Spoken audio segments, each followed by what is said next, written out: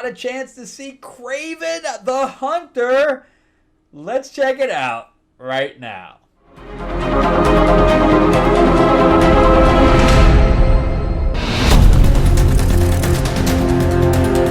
Welcome back to the channel, everyone. Thank you so much for spending time with me as we rant about movies, comic books, and television shows, as well as the occasional board game. I am your host, Frank Zenk. I'm an award-winning screenwriter, novelist, and comic book writer, as well as a filmmaker. And yeah, before we jump into Kraven, remember to give me a like and subscribe if you can. And plus, I'd love to show you my comics that I have. And thank you to, shout out to Cecil, who hit me up through my email address, which is also part of this.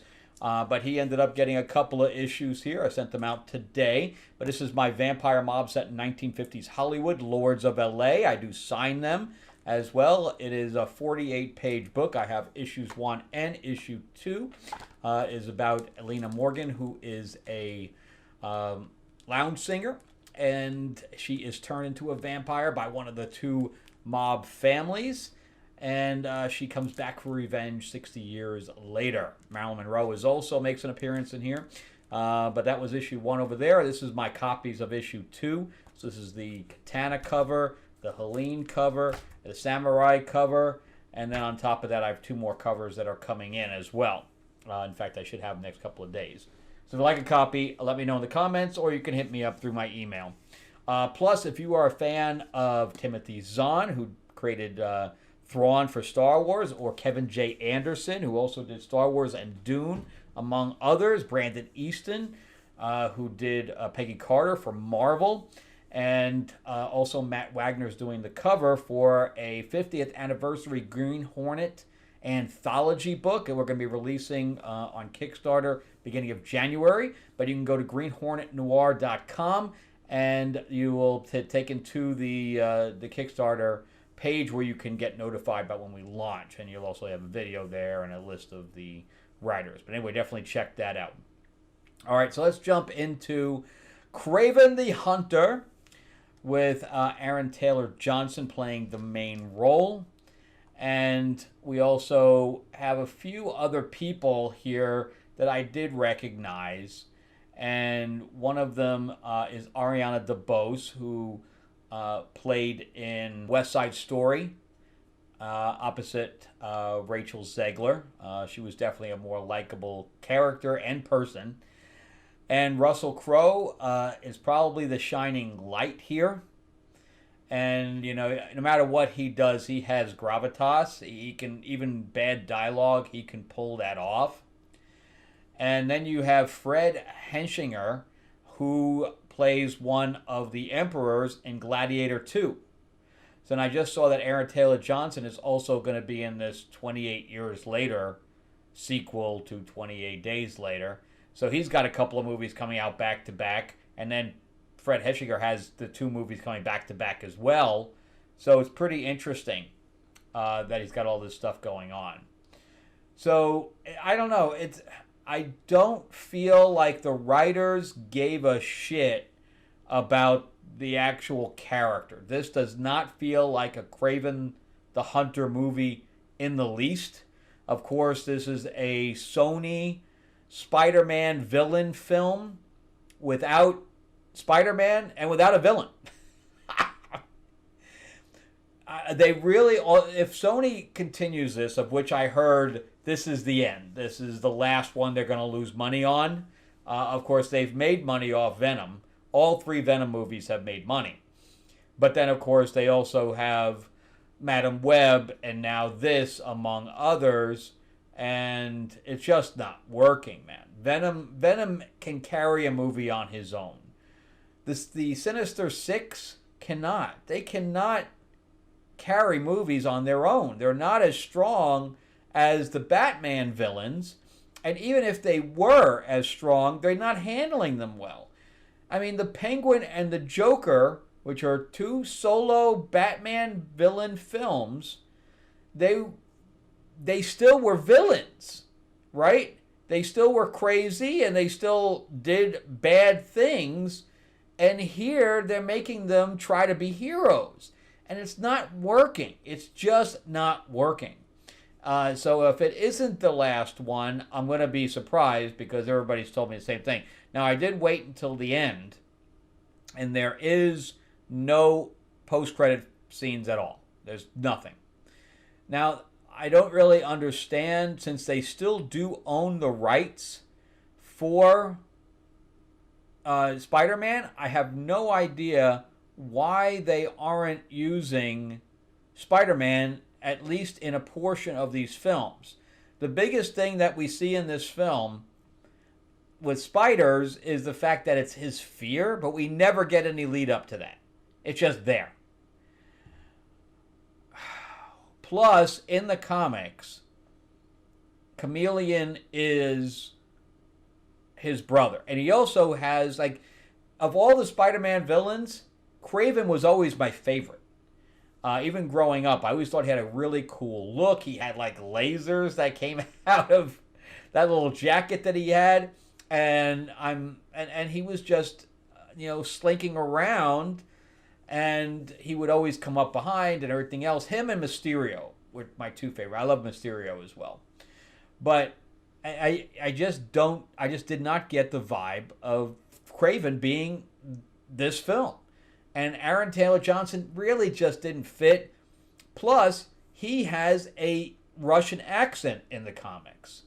But Aaron Taylor Johnson, though he spoke Russian in this, the only one out of the whole family that maintained their Russian accent was Russell Crowe. And maybe he was the only one that could pull it off. I don't know. But it also, having them, I think they purposely put them as the two brothers growing up in America and London and stuff like that so they would lose the accent. I think that's why they did that. Plus, the flashback scene is far too long. The flashback scene, so you start out with that scene that they've already released, and then we go into a flashback scene that goes like a half hour. It's way too long. This origin story, we didn't need it. We just didn't need it.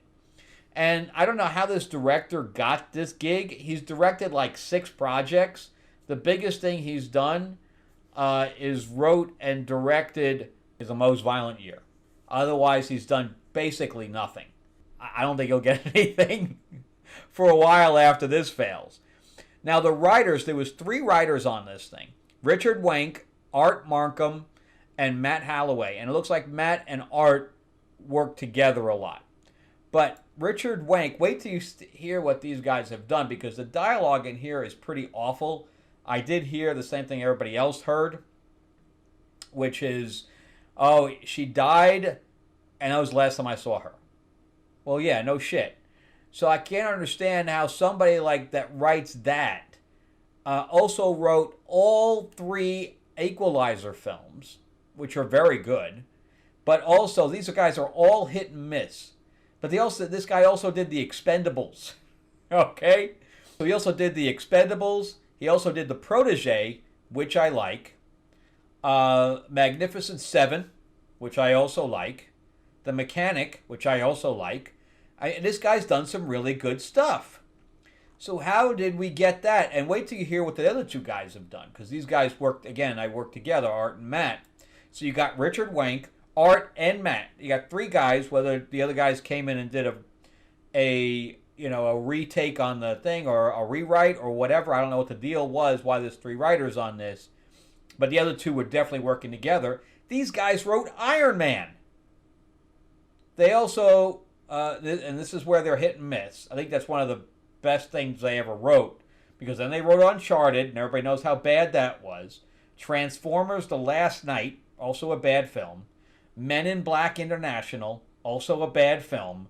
So these guys have Punisher Wardrome, which is pretty good. That's it. So these guys have like 7 credits, including Kraven, and only one of them is good. So I would not have put them on this. The other guy has more hits than these 2 guys. And if these 2 guys were doing a rewrite on the other guy's thing, that could have been where everything got screwed. So, yeah, so you got a director that's barely directed anything. You have one good writer and two guys that had an accident or had somebody else rewrite their thing, one or the other. Because there's no plot here. I mean, there is zero plot. If they had, because we only see him in his garb at the end, kind of like what we did with Snake Eyes. You don't ever do a lead up like that where they're not their real selves until the last scene of the film. And we don't get to see Chameleon until the last scene of the film. If anything, if they had pit the two brothers against each other from the start of the film, that would be a far more interesting plot line than what we got, which is nothing. Which is basically the father coming in and out of their lives. That's basically what this was. And the Rhino, that was a complete waste of this character. I mean, the Rhino is a brainless thing anyway.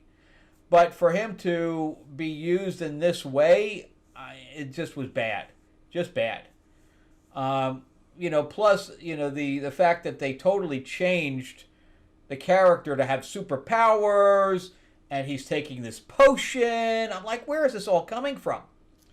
And Ariana DeBose, I feel bad for her because there's no reason for her to be in here. And I don't know what the deal is with ADR.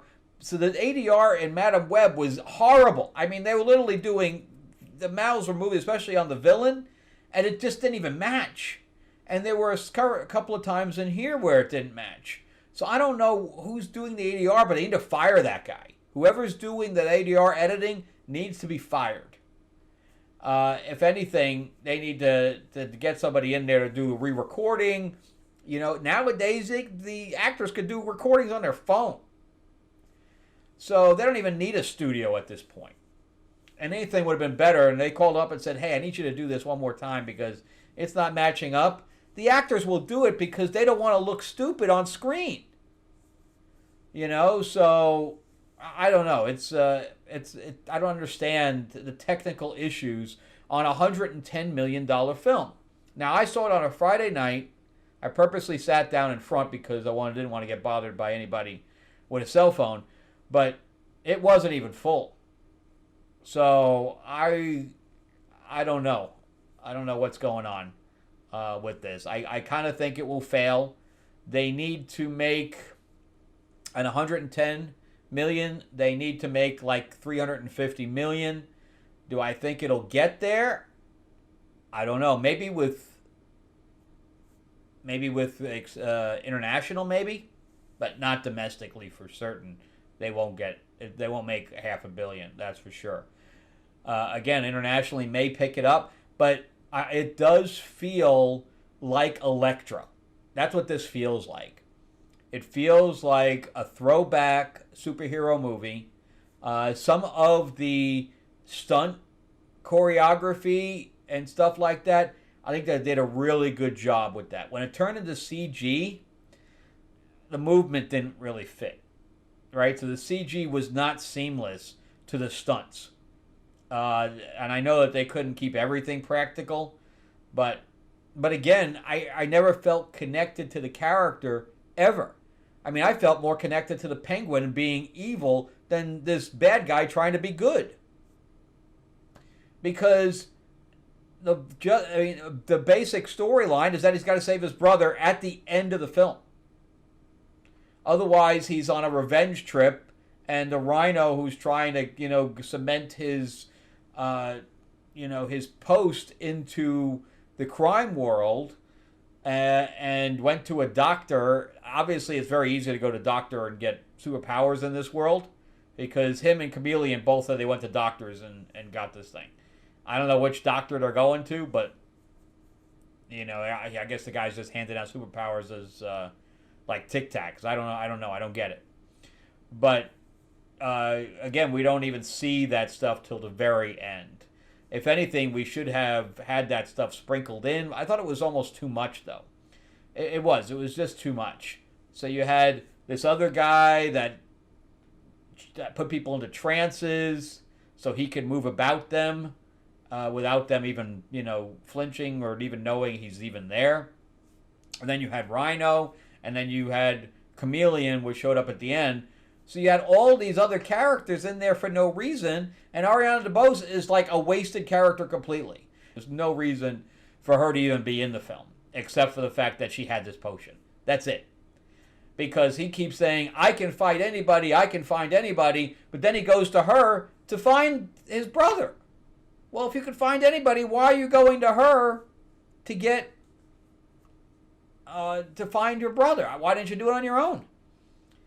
You know, so, and that didn't even work out to his advantage anyway. But I mean, some of the fight scenes are okay. I think it should have been even more bloody than it was. That would have been, at least made it something different. But, yeah, it just didn't work. None of it worked. It just didn't work. So, it's another Sony non-Spider-Man, Spider-Man villain film. That's what it is.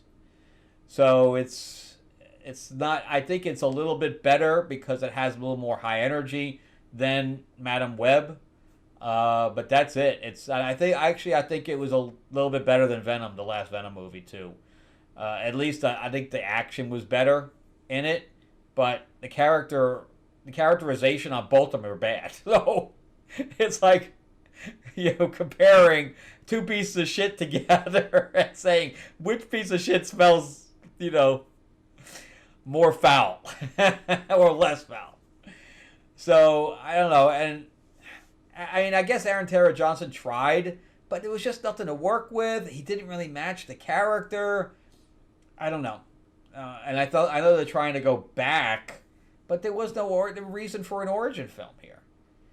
You know what they should have done was a Sinister Six film where they were all fighting for their own little thing and end up joining together to go fight Spider-Man.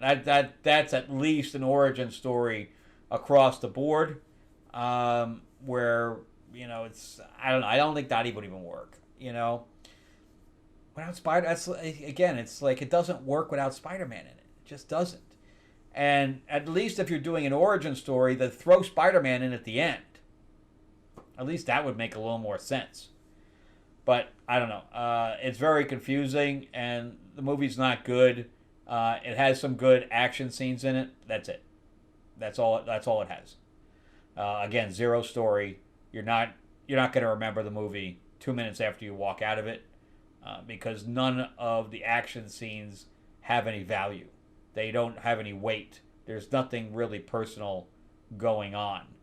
I mean, even when the brother gets his finger cut off, and we don't even get to see it. We get to see it after the fact. At least because I don't ever see anybody do anything really evil. That's the thing. If we're going to have villains, we want to see villains do evil things, and everything's so middle of the road. It just, that's what I'm saying. They never went for it. If you're going to write that's one thing about, I didn't really like Joker because I don't think you could do Joker without Batman, even the first one. But at least we can see that the guy is evil, right? He's fucked in the head. Where we didn't see that here. I mean, I don't know. I think it missed the mark just completely. I didn't dislike it as much as all the other reviewers. The other reviewers are like slamming it and say this is like The Room. Tommy Wiseau's version of a superhero movie. I didn't think it was that bad. But it's definitely not good. It's a completely average or a little bit below average film. It's definitely not good. You're not going to hear me say this is a good movie. It's not. And so I'm going to say it's either a 4.5 or a 5 if I'm going to give it a little leeway out of 10 because it's got a pretty decent cast. All right, well, that's it for me. Thank you guys so much for watching. I greatly appreciate it. Remember to give me a like, give me a thumbs up, and if you can subscribe, please do. I put out videos almost every day, whether I'm talking about movies or whether I'm talking about comics. And remember, too, that we are going to be launching Green Hornet Noir, which is an anthology with some major writers. Definitely go to greenhornetnoir.com and check that out. All right, I will see you guys on the next one. Happy holidays, everybody. All right, bye-bye.